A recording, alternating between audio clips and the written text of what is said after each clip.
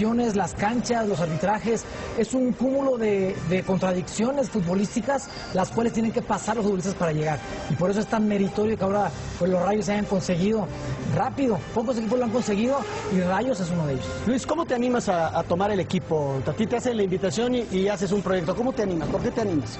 Bueno, pues fue una decisión que se tuvo que tomar de un día para el otro. La verdad es que cuando se da el descenso, me llaman y me dicen que están buscando una gente joven que quiera tomar el proyecto, el reto. Cuando asumí esto, sabía que iba a ser algo muy complicado, pues por el momento en el que vivía el Necaxa, la afición en Aguascalientes estaba muy dolida, lo entendíamos así. Pero bueno, yo creo que fue un reto que desde el primer momento lo quise afrontar.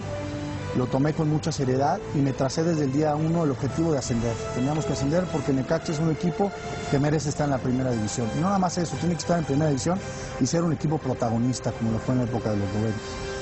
Entonces, pues, básicamente empezamos, la primera decisión fue el tomar el técnico. Asumimos, platiqué con Omar Arellano, un técnico que yo siempre consideré muy capaz, muy ecuánime y pensé que era el técnico adecuado en ese momento. Entonces, pues, platicando con Omar, lo contratamos y de ahí, pues, conformar la directiva.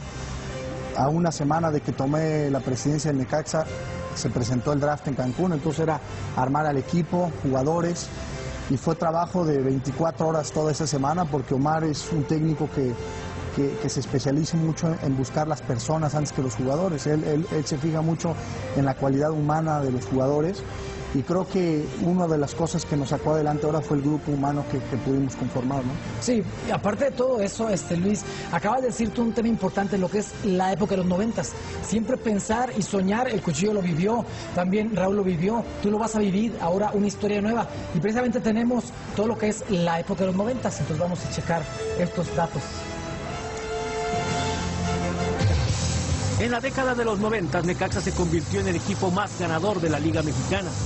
Tenían poco de adoptar el mote de Rayos, complicada transformación reflejada principalmente en las bajas entradas en el Estadio Azteca. Llegaron a registrar menos de 100 aficionados en las tribunas. Técnicos como Aníbal Ruiz y Roberto Saporiti contribuyeron para darle un toque especial al equipo en el inicio de esa década. El ecuatoriano Alex Aguinaga, quien había sido contratado en 1989, con el tiempo se convirtió en un referente de la institución rojiblanca, un verdadero estandarte del equipo e ídolo de la afición. En esa época disputar finales para los Rayos era un hábito, ya que obtienen 3 campeonatos. Perdieron 2 finales contra Santos y Toluca. En 1992 se integra la directiva Enrique Borja, que convirtió al Necaxa en un equipo aguerrido, sólido y ofensivo, temible para sus rivales. Se contrata a Manuel Lapuente, se integra el chileno Ivo Basay, quien posteriormente sería campeón de goleo del fútbol mexicano. Necaxa gana el título de la temporada 94-95 guiados por Manuel Lapuente contra Cruz Azul y entonces se convirtió en el campeonísimo al ser campeón de Copa, de Liga y campeón de campeones. Reynoso le da facilidades y la puso en el rincón. El gol del campeonato lo hace Ivo Basay. Y es que después de 56 años de su último campeonato, ganaban todo y volvían las vueltas olímpicas y los festejos. Necaxa, campeón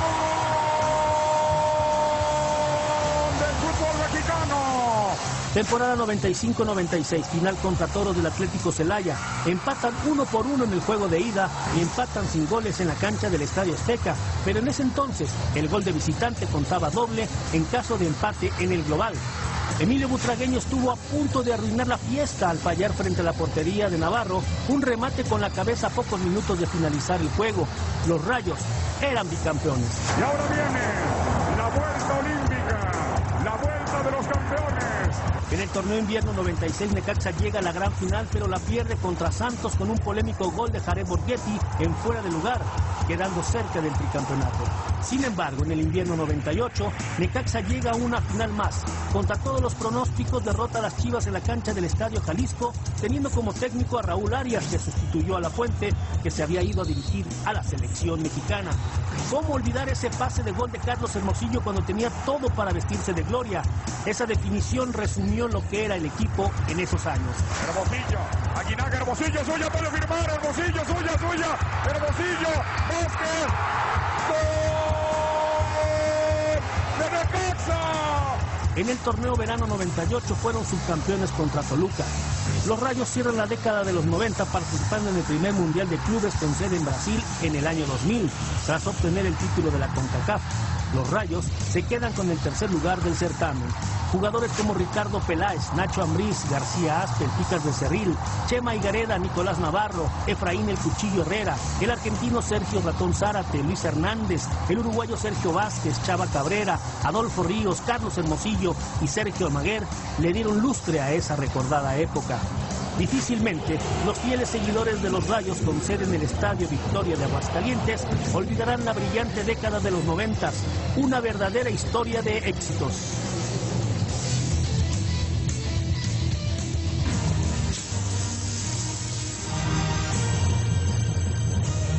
Hola, ¿qué tal? Permíteme ofrecerte información.